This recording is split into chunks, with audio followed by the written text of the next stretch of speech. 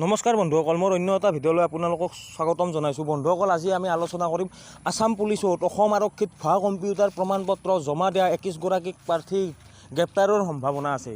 হয় বন্ধুসকল, মানে অসম পুলিচৰ বহুত ল'ৰা ছোৱালী কিছুমানে কি কৰিছিল, কম্পিউটাৰ কোচিং নকৰাকৈ কম্পিউটাৰ চাৰ্টিফিকেটৰ অনলাইন এপ্লাই কৰোঁতে দি দিছিল। কিন্তু সেইটো ভুল কথা, কাৰণ মিছা বস্তু এটা আপোনালোকে কেতিয়াও নিদিয়ে। আপোনালোকে যদি কোচিং কৰিছে তেতিয়াহে আপোনালোকে কম্পিউটাৰ চাৰ্টিফিকেট দাখিল কৰক। যদি আপোনালোকে কম্পিউটাৰ কোচিং কৰাই নাই, সেইটো আপোনালোকে নিদিব, কাৰণ আপোনালোকে পোৱা চাকৰিটো নাপাব পাছত।